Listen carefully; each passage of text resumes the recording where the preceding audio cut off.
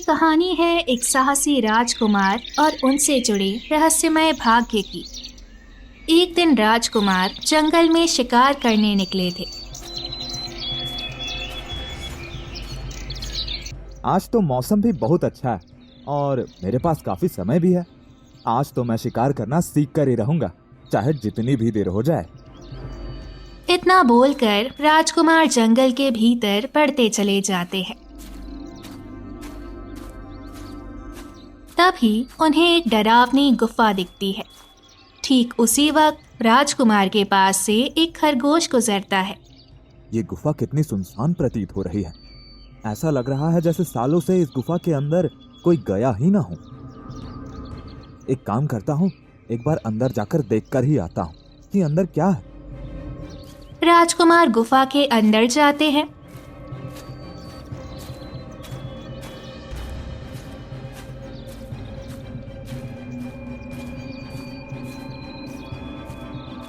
कुछ कदम चलते हैं, तभी वो एक संदूक से टकराकर नीचे गिर जाते हैं। अरे रे, मेरी तो कमर टूट गई। ये संदूक कमाल है। इस सुनसान गुफा में किसने अपना संदूक छुपाया होगा? राजकुमार हैरान होकर उस संदूक को खोलते हैं। संदूक खुलते ही एक तेज रोशनी उस संदूक से निकलती है। फिर राजकुमार को उसमें एक कंघी दिखती है, जिसकी चमक से पूरी गुफा रोशन हो उठती है। भला कोई इस मामूली सी कंघी को संदूक में डालकर इस डरावनी सी गुफा में क्यों छोड़ेगा? मुझे तो लगता है किसी सरफिरे इंसान का ही काम होगा। इतना बोलकर राजकुमार उस कंघी को अपने बालों में फेरते हैं। तभी समय का चक्र मुड़ता है और राजकुमार ठीक गुफा के बाहर उसी समय पर पहुंच जाते हैं जहां वो कुछ समय पहले खड़े थे। मैं अभी तो गुफा के अंदर ही था, फिर यहाँ कैसे आ गया? और यह खरगोश तो कुछ समय पहले भी इसी जगह से होकर गुजरी थी। गुफा के अंदर से एक तांत्रिक बाहर निकलता है। इतना हैरान मत हो, ये सब इस कंघी का कमाल है। कंघी का कमाल? हाँ, ये कोई मामूली कंघी नहीं बल्कि एक रहस्यमय कंघी है जो हमें समय में कुछ क्षण पीछे ले जाती है। क्या ये सच है? क्या सच में ये कंघी जादुई है? हाँ, ये बिल्कुल सच है। तू खुद ही देख लेना, तेरे साथ फिर से वही घटना घटित हुई जो पहले भी हो चुकी थी। अच्छा, तो क्या आपसे ये जादुई कंघी मेरी हुई? क्या मैं आपसे इसका मालिक हूँ? तुझे आज जो वरदान लग रहा है, कल को वही श्राप का रूप भी ले सकता है। इसलिए जो भी फैसला लेना, सोच समझ कर लेना। मैंने सोच लिया, आज से मैं इस कंघी का उपयोग अच्छे कामों में ही करूंगा। वैसे बाबा, आप कौन हैं? मैंने तो आपको इस गुफा के अंदर नहीं देखा था। तू मेरी छोड़, तू बस इतना जान ले कि मैं तेरा शुभ चिंतक हूँ। सुन, तू ये कंघी मुझे दे दे, तू इसका जादू संभाल नहीं पाएगा। बाबा, आप चिंता ना करें, मैं एक जिम्मेदार राजकुमार हूँ। इतने बड़े राज्य को संभालता हूँ, फिर ये तो बस एक जादुई कंघी है। अब मुझे आज्ञा दीजिए, मुझे अपने महल लौटना है। इतना बोलकर राजकुमार अपने महल के लिए निकल जाते हैं। उन्हें नहीं पता था उस तांत्रिक को मना करके उन्होंने कितनी बड़ी मुसीबत मोल ली थी।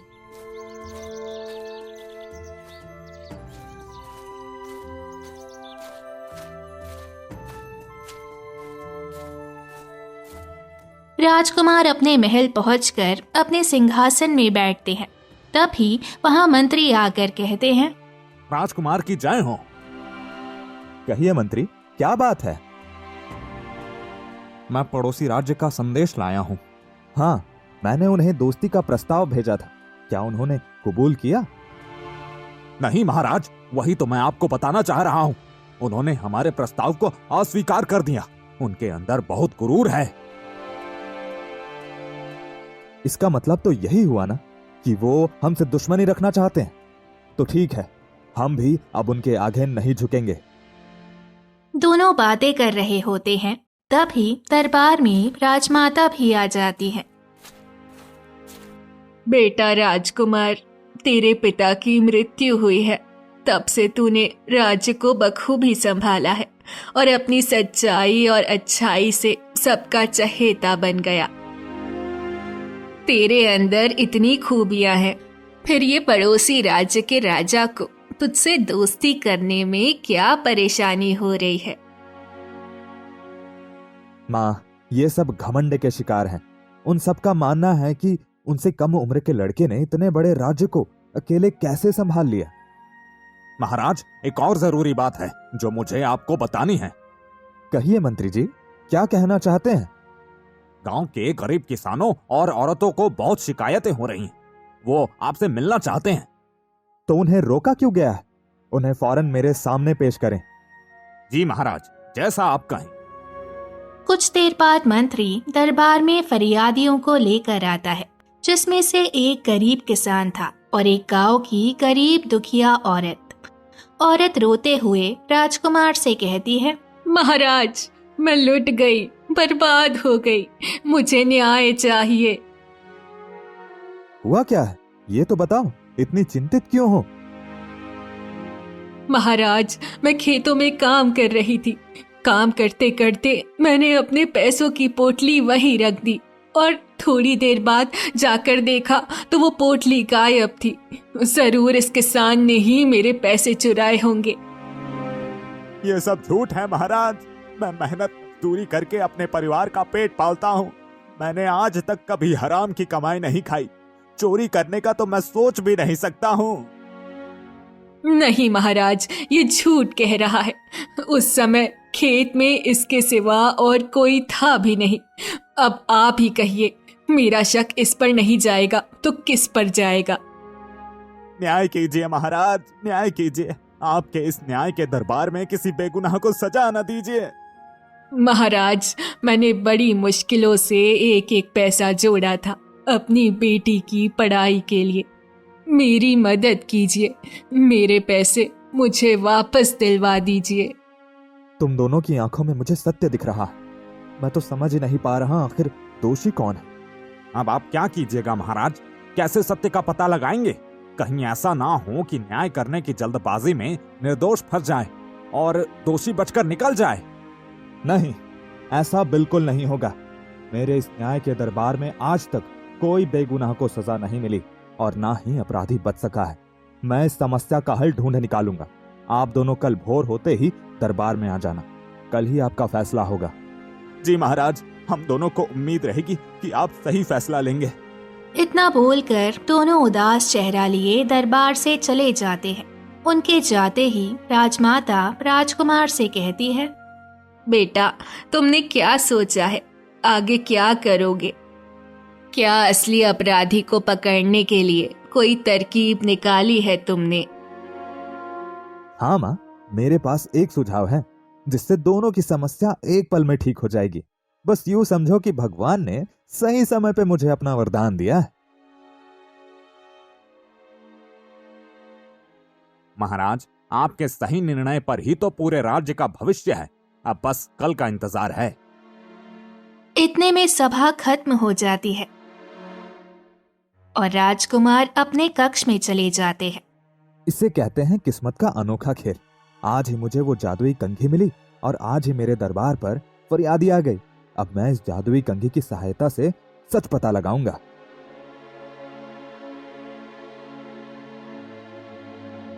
राजकुमार उस जादुई कंघी को अपने बालों में फेरते हैं। इस पोटली में क्या है? उस खेत में उसी समय में पहुंच जाते हैं जिस समय दुर्घटना घटी थी। राजकुमार पेड़ के पीछे छुपकर शव देख रहे थे। अरे ओ रज्जो, आज तुम अकेली खेत में काम करने आई हो। तुम्हारा पति कहाँ है? उनकी तबीयत ठीक नहीं है, इसीलिए वो नहीं आ सके। ठीक है, चलो काम करते हैं। बाकी लोग भी अभी आते ही होंगे। रुको, मुझे ये पोटली कहीं रखने दो।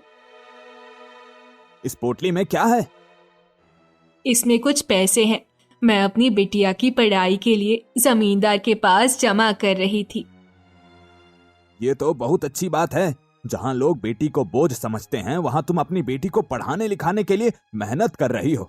हर किसी की सोच बिल्कुल तुम्हारी जैसी होनी चाहिए।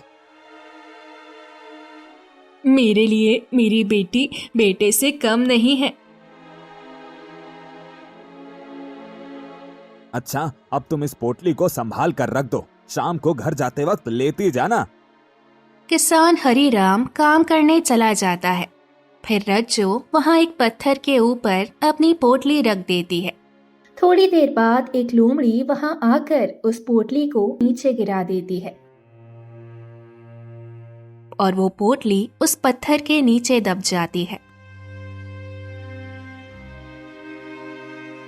ये सब देखकर राजकुमार मन में सोचते हैं,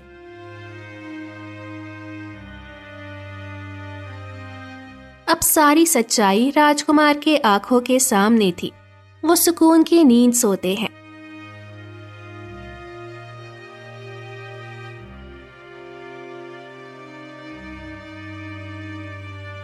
फिर अगली सुबह दरबार में सभा बैठती है। महाराज की जय हो। महाराज, अब तो आपने हमारी समस्या का समाधान ढूंढ ही लिया होगा। कृपया अपना फैसला सुनाएं।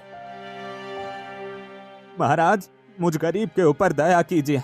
मैं ऊपर वाले की कसम खाकर कहता हूँ, मैंने चोरी नहीं की है। मुझे सब पता चल गया है रज्जो। तुमने अपनी लापरवाही के कारण अपनी जिंदगी भर की पूंजी खो दी। अब वो तुम्हें कभी नहीं मिलेगी।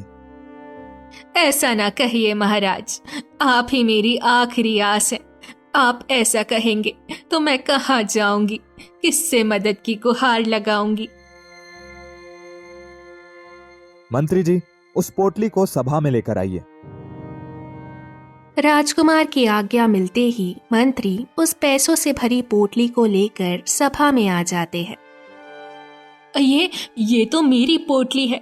मुझे पता था आप मेरी पोटली ढूंढ ही निकालेंगे। शुक्रिया महाराज, आपका दिल से शुक्रिया। महाराज, क्या मैं ये पोटली अब इस महिला के हवाले कर दूं? नहीं, ये पोटली में रखे पैसे सिपाहियों को मिले हैं, तो अब ये सारे पैसे उन्हीं के होंगे। ये आप क्या कह रहे हैं महाराज? ये पैसे तो मेरे हैं। मैंने बहुत मेहनत मजदूरी करके ये पैसे जोड़े हैं। मेरे साथ ऐसा अनर्थ ना कीजिए। मेरी बेटी और मेरी जिंदगी बर्बाद हो जाएगी। अच्छा, तुम्हें अपनी और अपनी बेटी की जिंदगी की चिंता है, दूसरों की नहीं। महाराज, आप इतने क्रोधित क्यों हैं? मुझसे कोई भूल हुई है क्या? तुमने बिना जांच पड़ताल किए एक मासूम किसान के ऊपर इतना बड़ा इल्जाम लगाया। तुमने एक बार भी ये नहीं सोचा कि तुम्हारी बेवकूफी के कारण किसी के दामन पर जीवन भर चोरी का दाग लग सकता है। महाराज, अगर हरिराम ने चोरी नहीं की तो आपको ये पोटली कहाँ से मिली? तुमने इतने सारे पैसों से भरी पोटली को ऐसे ही खुले में रख दिया था। उस समय तुम्हें यह ख्याल क्यों नहीं आया कि यहां से चोरी भी हो सकती है? तुम्हारी ये पोटली वहीं पत्थर के नीचे गिरकर दब गई थी। इस बेचारे किसान ने कोई चोरी नहीं की थी। मुझे माफ कर दीजिए महाराज, मैंने अपनी लापरवाही में बहुत बड़ी भूल कर दी। माफी मुझसे नहीं, इस किसान से मांगो। तुमने आधा सच जाने ही बहुत बड़ा इल्जाम लगा दिया इस बेचारे के ऊपर। ये अकेला केवल उस खेत में तुम्हारे साथ काम कर रहा था, इसलिए इसी ने चोरी की होगी। ये तो कोई बात नहीं हुई। हाँ महाराज, आप सही कह रहे हैं। हरिराम, मुझे माफ कर दो। मैंने तुम्हारा दिल दुखाया, तुम्हारी ईमानदारी पे उंगली उठाई। मैं बहुत बड़ी बेवकूफ हूँ। कोई बात नहीं, तुम्हें तुम्हारा सामान मिल गया और मुझे मेरी सच्चाई का प्रमाण। यही बड़ी बात है। जो हुआ अच्छा हुआ। इससे हमें एक बार फिर पता चल गया कि हमारे राजकुमार एक न्यायवादी शासक हैं। अपने इसी निस्वार्थ मन के कारण हमारे महाराज राजनीति में सबसे अव्वल हैं। महाराज की जय हो, महाराज की जय हो। दरबार में हुए निष्पक्ष न्याय से सभी लोग बहुत प्रसन्न थे। फिर दोनों फरियादी वहां से खुशी खुशी अपने घर चले जाते हैं। अपने राज्य की खुशी देखकर राजकुमार मन में सोचते हैं, राज्य में सब कितने खुश हैं। इस कंघी के चमत्कार ने तो मेरे राज्य में रौनक ला दी। अब से मैं इस कंघी का उपयोग राज्य की भलाई और सबकी मदद के लिए करूंगा। बेटा, क्या सोच रहे हो? कुछ नहीं माँ, बस अपनी प्रजा को खुश देखकर बहुत सुकून मिल रहा है। बेटा, ये सब तो ठीक है, पर पड़ोसी राज्य के राजा सूर्यभान, उन्होंने हमारी दोस्ती के प्रस्ताव को स्वीकारा या नहीं? नहीं माँ, मैंने फिर से उन्हें प्रस्ताव भेजा था, पर इस बार भी हमें नाकामी ही मिली। अगर ऐसे ही चलता रहा तो वो दिन दूर नहीं जब दो राज्यों में जंग का बिगुल बज जाए। माँ, मैं जंग नहीं चाहता हूँ, पर अगर राजा सूर्यभान ने पहल किया तो मैं पीछे नहीं हटूंगा। महाराज, कुछ दिनों बाद हमारे राज्य में फसल महोत्सव होने वाला है, आपको ज्ञात है ना? इतनी महत्वपूर्ण बात भला मैं कैसे भूल सकता हूँ।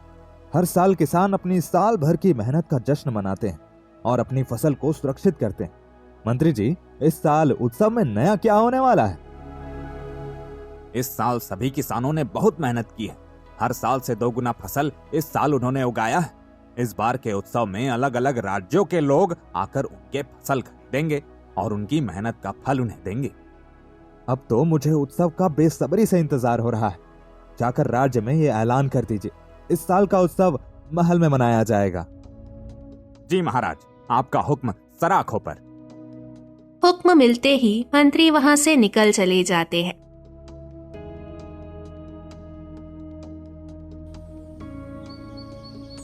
अगले दिन राजकुमार शिकार करने उसी जंगल में जाते हैं।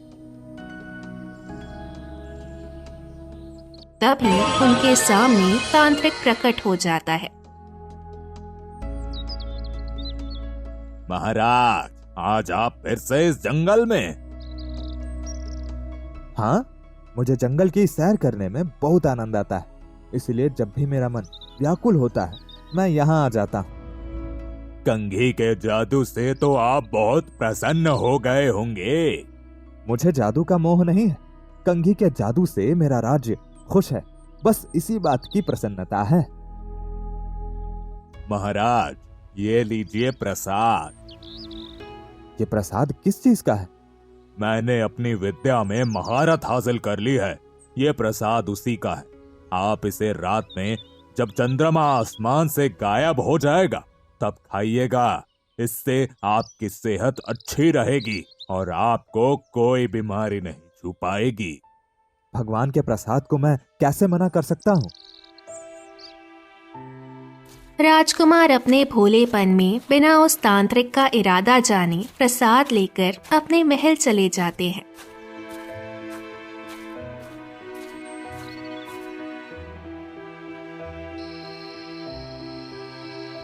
रात में ठीक आसमान में चांद गायब होते ही राजकुमार प्रसाद खा लेते हैं। प्रसाद खाते ही राजकुमार को खून की उल्टियां होनी शुरू हो जाती है। ये मुझे क्या हो रहा है? मुझे खून की उल्टियां शुरू कैसे हो गई? कहीं उस प्रसाद में कुछ मिला हुआ तो नहीं था? राजकुमार की हालत बिगड़ती जा रही थी। इतने में तांत्रिक उनके कक्ष में प्रकट होकर जोर जोर से हंसने लगता है। आखिर तू मेरे जाल में फंस ही गया। बाबा, आपने ऐसा क्यों किया? आप तो मेरे शुभ चिंतक थे ना? शुभ चिंतक? तू तो मेरा सबसे बड़ा दुश्मन है। जिस जादू को पाने के लिए मैंने सदियों से घोर तपस्या की, ऊपर वाले ने एक पल में वो चीज तेरे सामने रख दी। तुम उस जादुई कंघी से क्या चाहते हो? मैं इस दुनिया का सबसे शक्तिशाली तांत्रिक बनना चाहता हूँ। मैं चाहता हूँ कि सब मुझे ही अपना भगवान समझें, मेरे आगे सर झुकाएं। उस कंघी के जादू से मैं कुछ भी कर सकता था, पर तूने मेरे इरादे पे पानी फेर दिया। गलत इरादे कभी कामयाब नहीं होते। इंसानों को कभी अपनी असली जगह नहीं भूलनी चाहिए। मुझे ज्ञान मत दे। आज तेरी मौत के बाद वो कंघी मेरी हो जाएगी। मैं बनूंगा सर्वश्रेष्ठ तांत्रिक। तबीयत बहुत ज्यादा बिगड़ने की वजह से राजकुमार बेहोश हो जाते हैं। उसके बाद तांत्रिक उस जादुई कंघी को पूरे कक्ष में ढूंढने लगता है। तभी वो जादुई कंघी राजकुमार के सिर के पास उड़कर चली जाती है और अपने जादू से उसे ठीक कर देती है। तुम मेरी काली विद्या से कैसे बच गए? ये सब मेरे प्रभु की इच्छा है। वो नहीं चाहता कि मैं तुझ जैसे पापी के हाथों मरूं। जब तक यह जादुई कंघी मेरे साथ है, तू मेरा कुछ नहीं बिगाड़ पाएगा। नहीं नहीं, यह असंभव है। मेरे काले जादू से बचना नामुमकिन है। आज तो तुम बच गए, पर मैं वापस आऊंगा। मैं तुम्हारे इस राज्य को बर्बाद कर दूंगा। इतना बोलते ही तांत्रिक घबराकर वहां से गायब हो जाता है। ए जादुई कंघी, तेरा धन्यवाद। तूने मेरी जान बचा ली। मैं तेरी रक्षा करूंगी, ये मेरा फर्ज है। पर तू अभी से सतर्क हो जा। आने वाले खतरे से तुझे खुद ही बचना है। मेरे जादू के कुछ दायरे हैं। मैं उतनी ही तेरी सहायता कर पाऊंगी जितनी मुझे आज्ञा मिलेगी। तो इस तरह कंघी ने अपने जादू से राजकुमार को तो बचा लिया। वहीं दूसरी ओर तांत्रिक गुस्से में रात के अंधेरे का फायदा उठाकर खेत में चला गया। उस राजकुमार ने मेरे आगे खड़े होने की हिम्मत की है ना? अब इसका हर जाना तो उसे भुगतना ही होगा। उसके साहस का परिणाम अब पूरे राज्य को मिलेगा। पूरा राज्य मरेगा। तांत्रिक ने अपने गुस्से की आग से पूरे खेत में आग लगा दी, जिससे पूरे राज्य की फसल चली गई।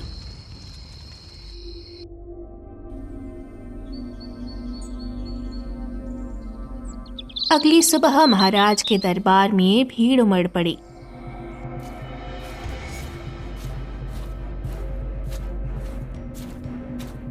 महाराज, महल के बाहर पूरी प्रजा धरने पर बैठी हुई है। क्यों मंत्री जी, अब ऐसी क्या मुसीबत आ पड़ी है? महाराज, कल रात किसी ने खेतों में आग लगा दी। उत्सव में बिकने वाले सारे फसल जल गए। अब हमारे राज्य में एक दाना भी अनाज नहीं बचा। ये क्या कह रहे हैं मंत्री जी? एक रात में किसी ने इतने बड़े खेत में आग लगाकर फसल बर्बाद कर दी और किसी को पता भी नहीं चला। मैंने सिपाहियों को जांच पड़ताल पर लगा दिया है, पर कोई भी सुराग हाथ नहीं आ रहा। पता ही नहीं चल रहा कि किसने ये दुस्साहस किया है। ये तो अनर्थ हो गया। ऐसे तो हमारा राज्य भूख के मारे खत्म हो जाएगा। महाराज, कुछ तो कीजिए। लोग भूख से मर रहे हैं। महल का अनाज भंडार भी खत्म होता जा रहा है। हम चाहकर भी प्रजा की सहायता नहीं कर पा रहे हैं।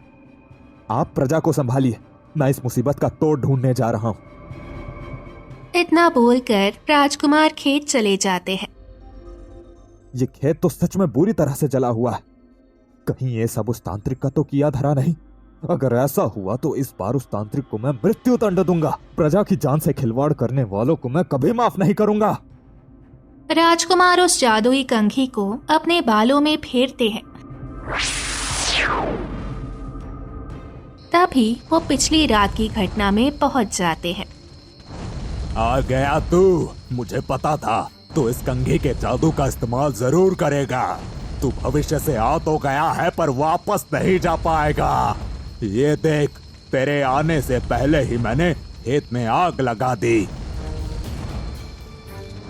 ये तूने अच्छा नहीं किया। पिछली बार तो मैंने तुझे छोड़ दिया, क्योंकि तब तक बात सिर्फ मेरे तक थी। पर इस बार नहीं। आज तेरी अंतिम घड़ी है। भगवान को याद कर ले। मैं ही हूँ यहाँ का रचयिता।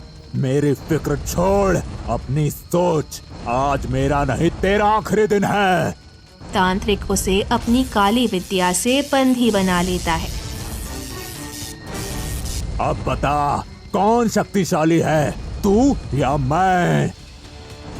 भूतकाल में तो कंघी का जादू भी काम नहीं करता। अब तुझे मुझसे कौन बचाएगा? भगवान, तू भले ही मेरी जान ले ले, पर इस अपराधी को जीतने मत दे। ये जीत गया तो लोगों का तुझ पर से भरोसा उठ जाएगा। सब गलत रास्ते पर चलना शुरू कर देंगे। कर ले अपने भगवान को याद। आज तू मरेगा और वो कंघी मेरा होगा। यह सब उस कंघी को पाने की लालच में हो रहा है। काश वो कंघी इस धरती पर आई ही ना होती, तो आज मेरा राज्य इतने कष्ट में ना होता। राजकुमार आग बंद करके दुखी होकर बोलते हैं, भगवान, मैं तेरी शरण में आ रहा हूँ। मेरे राज्य की हिफाजत करना। इतने में तांत्रिक राजकुमार के ऊपर हमला करता है। तभी आसमान में एक तेज रोशनी चमकती है और राजकुमार की रस्सियां खुल जाती। तांत्रिक और उसकी काली विद्या का अंत हुआ। फिर राजकुमार कंघी के जादू से अपने कक्ष में प्रकट हुए। तभी मंत्री वहां आकर हड़बड़ाते हुए उन्हें बताने लगे, महाराज, आप कहाँ चले गए थे? जल्दी सभा में चलिए, राजा सूर्यभान आए हैं। वो यहाँ क्यों आए हैं? उन्हें पता है हमारी माली हालत अभी सही नहीं है। शायद इसी का फायदा उठाकर वो हमसे जंग करने आए हो। ठीक है, जहां हमने इतना कुछ सहा है वहां एक जंग और सही। मंत्री जी, आप जाइए, मैं थोड़ी देर में आता हूँ। मंत्री के जाते ही राजकुमार जादुई कंघी को अपने कक्ष में रख देते हैं और सभा में चले जाते हैं। इस विशाल राज्य के साहसी राजकुमार को मेरा प्रणाम। कहिए, आपने यहाँ आने की तकलीफ क्यों उठाई? मैंने आपके राज्य की परिस्थिति के बारे में सुना, मुझसे रहा नहीं गया, इसलिए मैं यहाँ आ गया। अच्छा, तो आप हमारी हालत का मजाक उड़ाने आए हैं? नहीं नहीं, आप तो मुझे गलत समझ रहे हैं। मैं तो यहाँ दोस्ती का प्रस्ताव लेकर आया हूँ। मैं दिल से आपके राज्य की मदद करना चाहता हूँ, इसलिए मैंने अपने साथ कुछ अनाज की बोरियां भी लाई हैं। दोस्ती? पर आप तो हमारी दोस्ती के प्रस्ताव को बार बार अस्वीकार कर रहे थे। माफ कीजिएगा राजकुमार, दरअसल मेरे महल के कुछ राजद्रोहियों ने आपके संदेश को मुझ तक पहुंचने ही नहीं दिया, इसलिए मुझे कभी पता ही नहीं चला कि आपने दोस्ती का प्रस्ताव भेजा था। कुछ दिनों पहले ही सारे गद्दार पकड़े गए हैं और मुझे सच पता चला। मैं आज तक आपको गलत समझ रहा था। मुझे लगा आप हमारी हालत पर हंसने आए हैं। आप तो मदद का हाथ लेकर आए हैं। आज से हमारा राज्य एक होगा। हमारे राज्य की दोस्ती मिसाल बनेगी। मैं तो कब से आपके राज्य से जुड़ना चाहता था। आज से हम दोनों शासक मिलकर राज्य में शांति और अमन फैलाएंगे। अंत में सब सही हुआ और दो राज्यों की दोस्ती हो गई। कुछ दिनों बाद राजकुमार उसी गुफा में जाकर संदूक के अंदर वो कंघी रखने लगे।